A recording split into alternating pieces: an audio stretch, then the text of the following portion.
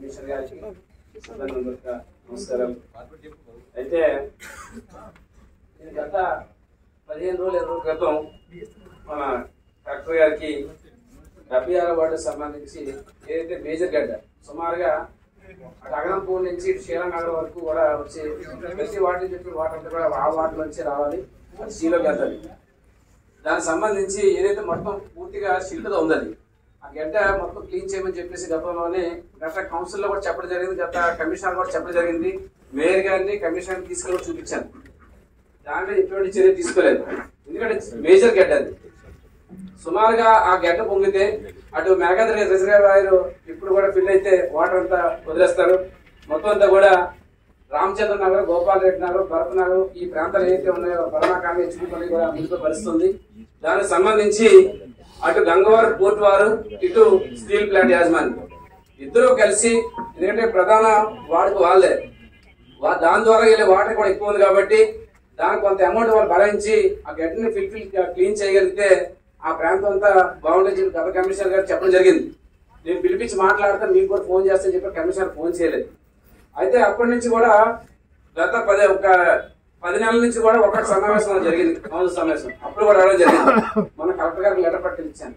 దాని మీద గంగవరం పోర్టు యాజమాన్యం స్టీల్ ప్లాంట్ చేస్తుందా, వాళ్ళిద్దరు చేయనప్పుడు, ఎందుకంటే సమ్మర్ కాబట్టి ఈ టైంలో చేయగలిగితేనే అది పూర్తి స్థాయిలో మనకి ఇబ్బంది లేకుండా ఉంటుంది కాబట్టి తక్షణమే నేను లెటర్ కూడా ఇచ్చాను. కాబట్టి దాని మీద అధికారులు పరిశీలన చేసి ఎంతవరకు మనం చేయగలది 200 మిషన్ పెట్టే చేయాలి తప్ప జీవీఎంసీ వెహికల్ 70 కానీ జేసీబీ గారు పెట్టే పరిస్థితి లేదు. దాంట్లో 200 మిషన్ దింపి చేయాలి. దాన్ని ఎంతవరకు చేయగలమో ఇమీడియట్ గా చేయగలిగితే కొంత పరిష్కారం అవుతుంది.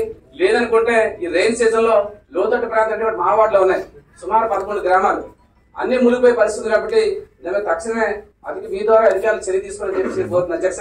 అదే కాకుండా ఇంకొకటి ప్రధానంగా ఉన్నది జోన్ 2, 3, 4, 6 14 CMT కాంట్రాక్ట్ వెహికల్స్ సుమారుగా 7 వెహికల్స్ ఉన్నాయి.